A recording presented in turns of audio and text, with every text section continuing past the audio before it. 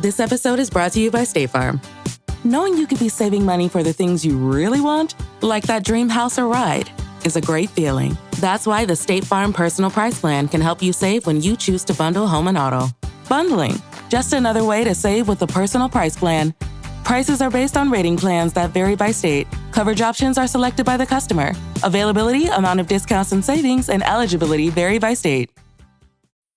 The Jack Welch Management Institute at Strayer University helps you go from, I know the way, to I've arrived with our top 10 ranked online MBA. Gain skills you can learn today and apply tomorrow. Get ready to go from make it happen to made it happen and keep striving. Visit strayer.edu/Jack Welch MBA to learn more. Strayer University is certified to operate in Virginia by Chev and has many campuses, including at 2121 15th Street North in Arlington, Virginia. If you went on a road trip and you didn't stop for a Big Mac or drop a crispy fry between the car seats or use your McDonald's bag as a placemat, then that wasn't a road trip. It was just a really long drive. Ba-da-ba-ba-ba. At participating McDonald's. Hey business owners, we know you know the importance of maximizing every dollar. With the Delta SkyMiles Reserve Business American Express card, you can make your expenses work just as hard as you. From afternoon coffee runs to stocking office supplies and even team dinners, you can earn miles on all your business expenses. Plus, you can earn 110,000 bonus miles for a limited time through July 16th. The Delta SkyMiles Reserve Business Card. If you travel, you know. Minimum spending requirements and terms apply. Offer ends 7/16/25. Welcome to the HCI family of podcasts. We're your source for personal, professional, and organizational growth and development. We share our own original research, explore industry trends, and interview executives and thought leaders from across the globe.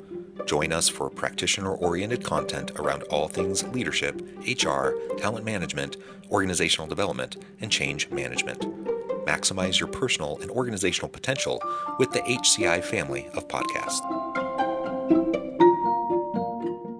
Keith Goode, welcome to the conversation today. Hey, John, it's great to be here.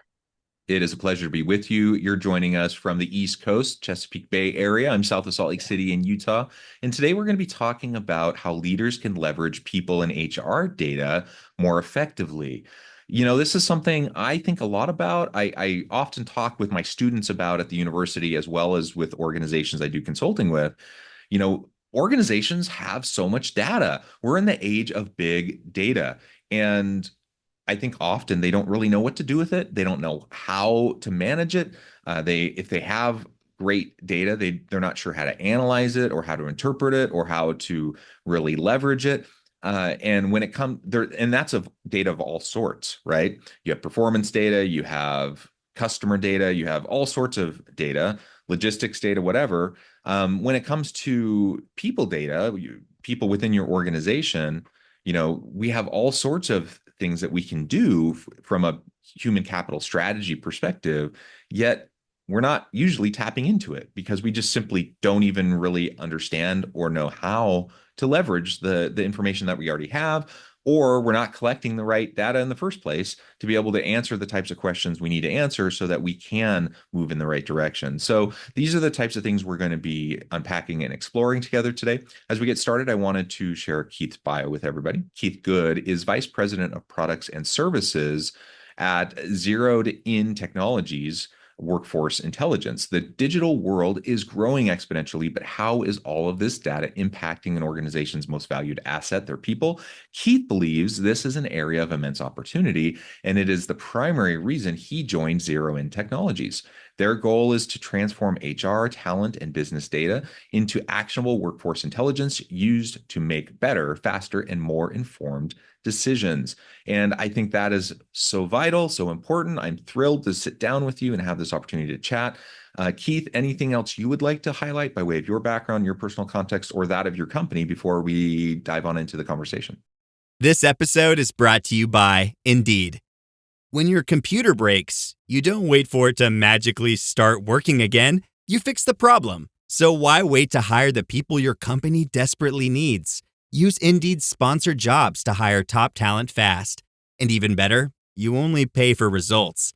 There's no need to wait. Speed up your hiring with a $75 sponsored job credit at Indeed.com/podcast. Terms and conditions apply. Make your next move with American Express Business Platinum. Earn 5 times membership rewards points on flights and prepaid hotels booked on AmexTravel.com. And with a welcome offer of 150,000 points after you spend $20,000 on purchases on the card within your first 3 months of membership, your business can soar to new heights. Terms apply. Learn more at americanexpress.com/business-platinum. Amex Business Platinum. Built for business by American Express. This episode is brought to you by Polestar. There's only one true way to experience the all-electric luxury SUV Polestar 3, and that's to take a test drive. It can go from 0 to 60 in as little as 4.8 seconds with the dynamic handling of a sports car. But to truly understand how it commands the road, you need to be behind the wheel. Up to 350 miles of range, the 3D surround sound system by Bowers & Wilkins. It's all something you have to experience to believe. So book your test drive for Polestar 3 today at polestar.com. Close your eyes, exhale, feel your body relax, and let go of whatever you're carrying today. Well, I'm letting go of the worry that I wouldn't get my new contacts in time for this class. I got them delivered free from 1-800-CONTACTS. Oh my gosh, they're so fast. And breathe. Oh, sorry. I almost couldn't breathe when I saw the discount they gave me on my first order. Oh, sorry. Namaste. Visit 1-800-CONTACTS.com today to save on your first order. 1-800-CONTACTS. Living with schizophrenia isn't easy, especially when you're not getting relief from some of your symptoms. It can be hard when you're still dealing with symptoms, like hearing voices or seeing things that aren't there, and negative symptoms, like feeling unmotivated or avoiding social situations. If this sounds familiar, it might be time to talk to your healthcare provider and explore a different kind of schizophrenia treatment. Discover your possibilities at treatingscz.com. Yeah, definitely. So our company is really established because where we started from, we understood in the HR space that HR systems are very siloed. And if you go out there, if you have payroll system, an HRS system, an analytics or a talent acquisition system, they're all separated and they're all going to say they do analytics, but it's bringing that data together to really make change and help make better decisions about the people where we feel the opportunity is. And so that being said, I kind of think that the state of HR analytics today, it kind of reminds me of high school sex. Everybody talks about it. No one really knows how to do it. Everyone thinks everyone else is doing it, so they claim to be doing it as well. So that's kind of where I see things are today. And, but there's great opportunity. And, I'm hoping that we can delve into this in more detail. Yeah, well, that's an interesting analogy. I'm not sure I've ever quite heard that one shared, but I think it's apt. So thank you for expanding my way of thinking about this issue. But absolutely, I think that's definitely true. And it's something we talk about all the time. Everyone knows, we talk about digital transformation. We talk about analytics. We talk about disruptive technologies. We talk about all these things and we talk about them all the time. So I think it's on everyone's mind. Yet getting beyond the buzzwords and getting down to the nitty-gritty of like what it actually means, how to actually implement, what to actually do with it, that's where it gets more complicated. And that's where I think a lot of people don't really know quite what to do beyond the buzzwords, right? Yeah. If you think about it from an HR standpoint, there's kind of really three options. It's one, hey, I'm going to hire technologists, I'm going to hire programmers, I'm going to hire analysts, and we're going to build this from the ground up, maybe using Tableau, Power BI. I'll have to get ETL people, I'll have to clean the data. From an HR perspective, that's a little bit outside their wheelhouse and pretty costly.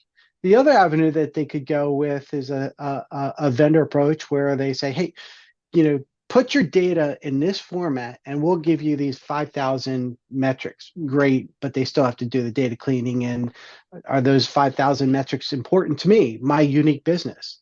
And then there's that intermediate area that, can support and work with the client, the HR organization as a partner to help clean and cleanse and get that data organized, and also take a templated approach, a approach of configuration to make sure that the metrics and the analytics are what's important to the organization. And that's where I think Zeroed In falls in. We're not a black box where, give us X and we'll give you Y.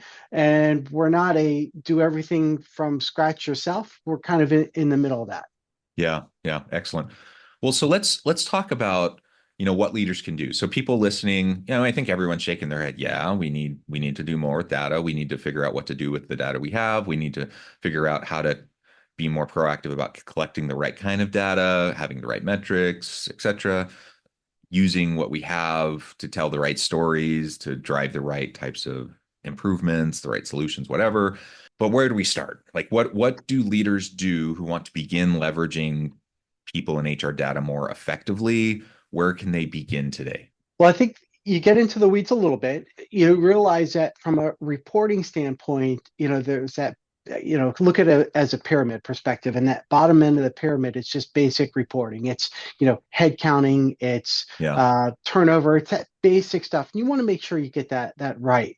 And try to, push it off and make sure that that's first taken care of. Second is then work with your business to find out, okay, well, what are those measurements that can really make a difference, that's going to change the needle on certain things?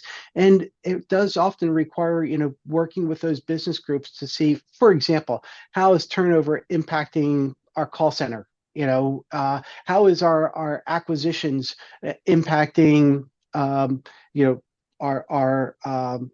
time to market? Are we able to get people in quick enough to get our products out fast enough? So it's working with those businesses to find out, how they can leverage the HR metrics and correlate them to other business drivers. And that's, get the house cleaning up first. That's second. So where to begin? Start simple. I think a lot of times we get overwhelmed, right? Because we think of the complexity, we think of the hugeness of it. Again, we're in the age of big data. And so we think of like all of the stuff that's possible. We think of all the stuff we probably should be doing that we haven't been doing. And then we start to just get overwhelmed, and then we just do nothing, right? Yeah. We just continue with nothing, and nothing is not helpful. So start simple, start basic. If that just means basic counts, basic kind of, I think of it as more vanity metrics, like that kind of stuff. It's not going to be as impactful, but it's a place to start. It's a place to begin, where you can start to get a little bit more comfortable with and get your people more comfortable with just dealing with data, dealing with metrics, understanding what it means, starting to feel accountable to data and to outcomes, right? And then you can start to go from there. And then you can start to go towards things that derive more impact, beyond these vanity metrics, right? That's true, John. And I also wanted to say there's another aspect of it. It's you establish a level of trust getting those metrics out first and getting, publicized. Then you get that pulling effect. Instead of trying to push things out, they're asking for more. Your constituents are now, this is great. Thank you for providing that. Can you do this? And now you're heading in the right direction. I like that. Yeah. If you could, that's a win, isn't it? If you can get to the point where people aren't feeling pressed upon to like do more, but they're actually coming to you asking for more, that is awesome. That's changing the culture. That's changing the mindset.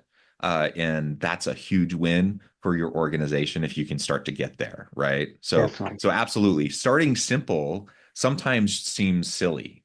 Sometimes it seems like, well, these things don't matter. Like if we're starting simple, we're doing stuff that doesn't matter, but it does matter because you're building a culture, you're building a mindset that then can build momentum into more complexity, into more meaningful, substantial types of analyses that will drive even better data-driven, data-informed decision-making in the future.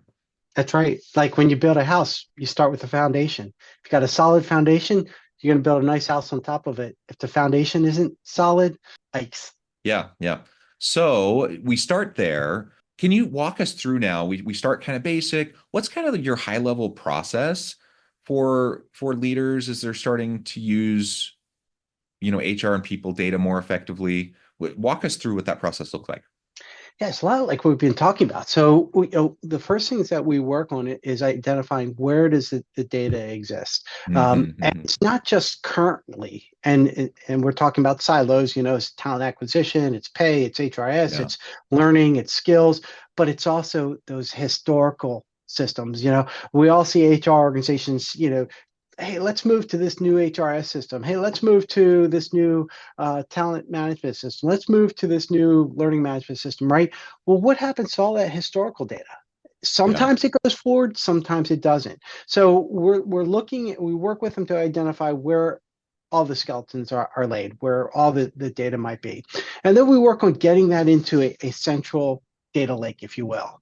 From there, we're able to cleanse things, we're able to join things that otherwise wouldn't be because they're in their own different silos. And then from there, we work with our clients to identify, okay, well, how do we present this? And what are the rules for presenting this data to finance? How does it need to be positioned? How does it need to be filtered? If we're taking that same information and we want to present it to the sales organization, how do we need to do that? And a lot of times what we found out, John, is that it's the same presentation, it's the same data, it just needs to be filtered, sorted, or organized a little bit different, but we don't have to reinvent the wheel every time we do that. And that's important because now we have a single point of truth. Whether it's going to finance, whether it's going to sales, whether it's staying internally, we have a common method for determining a metric, and how we present that is always going to be the same. May not be the same value, but the logic to derive that is going to be the same. And that's really important. And then I think second, as we get that level of trust, we often work with our clients to find out, and their business partners to find out, okay, what more can we do? How can we correlate, turnover and our candidate pipeline to our call center volumes or our productivity numbers going out the door? How can we do that? And that often means getting additional data into the system, whether it's, say, from your call center or from your manufacturing group or your sales numbers, or sometimes externally. We've worked with organizations, say, in the medical space, and we've had the HR data, the learning data, and then we can bring in, HR is great. Medical is great because you've got CMS that has publicly a lot of data on hospitals, on providers. They've got their star rating. They've got surveys that they do on patient readmittance rates and satisfactions. So we can pull that data and correlate that with, well, how is the certification training impacting readmittance rates or death rates or things of that nature, or satisfaction rates from patients. And then the organizations can make sure that, say, their training is aligned accordingly. Yeah, well, that's really cool. So you start to pull in other relevant stuff. You can start to do more causal stuff, right? Yes. So not just correlation, but you can actually do more causation. You can run models and regressions and other, more sophisticated statistics and such to really try to drive at business results that I think is going to matter for everyone. To really bottom line types of outcomes that everyone's really going to care about. So again, we if we start back all the way at the beginning, we talk about like the very basic stuff. Start somewhere, start basic. You're starting with simple counts, vanity metrics, basic descriptive statistics, like basic stuff. That it does have value. It matters because it builds the culture, it builds the mindset, and people start to ask for it. They start to pull it instead of pushing. It's a pull kind of culture. All of that's really important. One of the reasons why it's so important is because it builds to what you were just describing. Ideally, we get to a place where we're actually moving towards predictability. We're moving to a place where we can drive business outcomes, where we can, we don't have a crystal ball. We can never fully predict, but within statistical probability and reasonable significance, like we can have a reasonable understanding of like what will happen given large data sets that can show us what has happened in the past, right? Yeah, absolutely. absolutely. And that's the value of it, especially when you're talking about things like medical data, population data. Like we have massive amounts. I think of my brother-in-law who is an actuary. He deals with health insurance data and medical data all day long. And so like I'm a social scientist. I'm a professor. I deal with organizational data and social science data. I'm talking about like sampling data, right? So if I have a really great data set, I might have tens of thousands of data points, right? My brother-in-law is an actuary. He has like millions and Yeah, millions of data points. right, Um, and that's actually what organizations usually have. They usually have right. millions and millions of data points. Hmm. When you get to that point, you're not just sampling, you're like talking about whole populations, and what you can actually do in terms of predictability is incredible, if you know how to do it, Yeah, and if you're willing to put in the time and the effort. And so not a granted, not everyone has the expertise, not everyone has people on the payroll that can do that for you, and that's why organizations exist that can help you yeah, to do that. You don't yep, necessarily need someone internally to do all of that. Sometimes it doesn't make sense to have an internal team to do that. Sometimes you don't have an actuarial department. Sometimes you don't have a business a set of business analysts or people that do that internally. And sometimes you outsource that. Sometimes you have a team that can come in and help you with that. yeah, So all of that will lead to then ultimately, I guess the last thing I want to talk about is how do you tell stories with the data? Because it's great to have data. It's great to have quantitative information. It's great to have um, high significance, predictability. All of that's wonderful, but you do have to be able to translate it, especially for those who perhaps don't have quantitative chops, who may not be able to look at a statistical output and be able to interpret it and understand it. Like, how do you take, this people in HR data and translate it into great stories and use cases so that you can really drive impact um, in the organization through influence with senior executives, with your people, your teams, things like that? yeah. And I'll start by saying, from a timeline perspective, you know, just for example, putting together, say two graphs, one head count, the other productivity information, right? Or, we have had a client that, had a lot of people working outside. So we put together, productivity and weather and training data together, right? Just very, very simple. Hey, this is the training that we've done. This is the weather it was done that happened over the last month on each day. And, this is a productivity. And just by showing that, our minds are as humans, we're very inquisitive. We're able to ask questions. We're able to think about things. And, just starting by putting three things out there, two or three things out there, and letting your constituents, your clients, your organization start asking questions about that. And again, that kind of gets you that pull effect. So then, that's kind of the approach to then start telling stories. Is it's collaboration. It's getting feedback from multiple people and telling those stories. But that's kind of where things have been and where they are today. But where are they going? So let's introduce large language models and AI. Yeah. So everybody's familiar with the chat GPTs. Right now, models understand language. They understand pictures and they understand sound as well. But let's focus on language. So a lot of organizations and a lot of systems out there are taking their analytics. And so analytics, think of it as two elements. You've got the actual data elements. You take your data, you run it through analytics, and this is your output, your information about your people, right? And you've got what we call metadata. It's information about that data.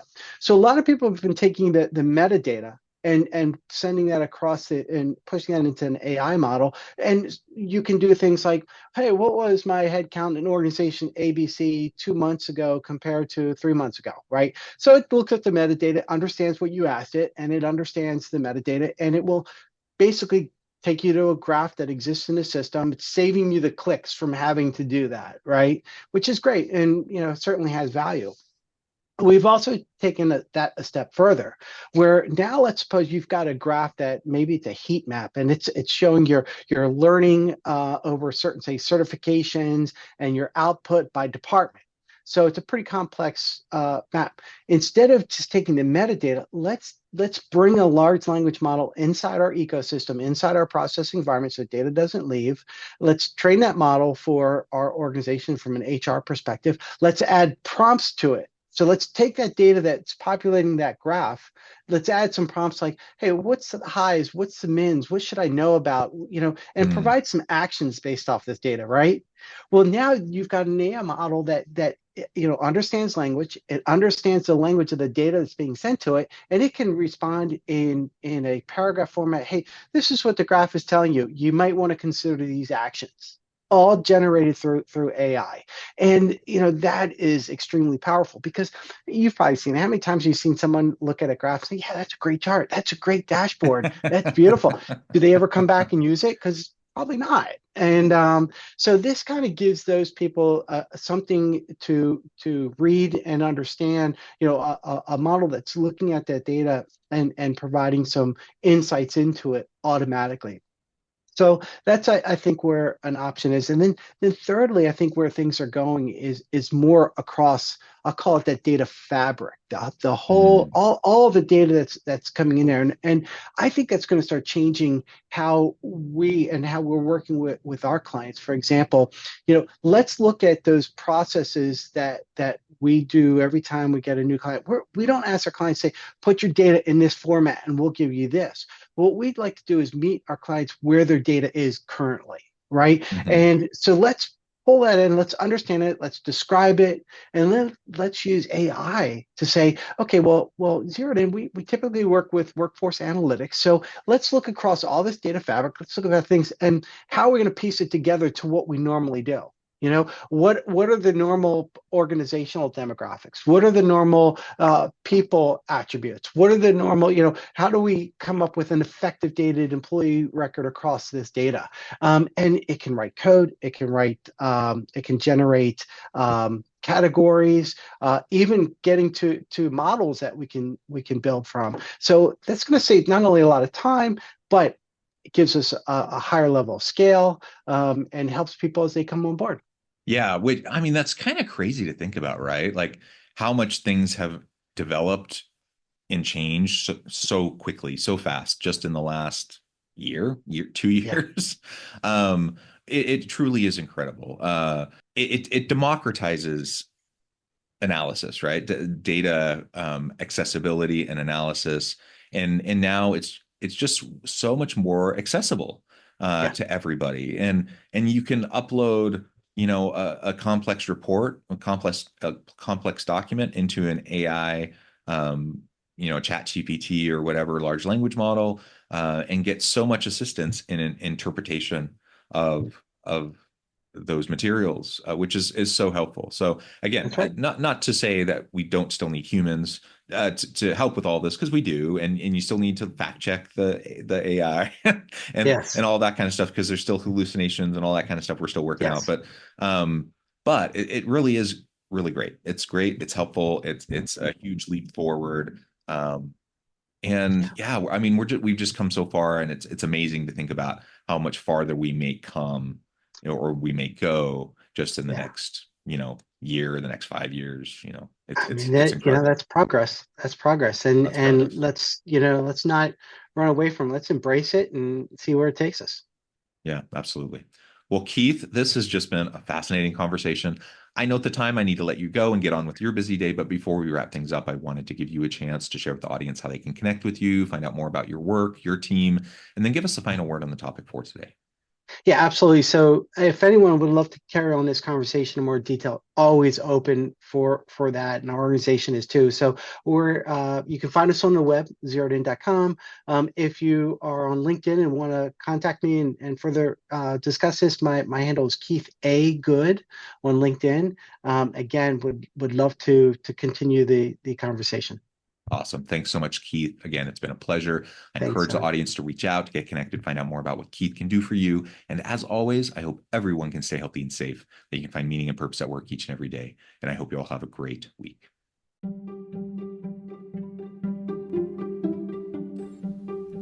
Thanks for joining us for this episode of the podcast. We hope you stay healthy and safe, and please join us again soon.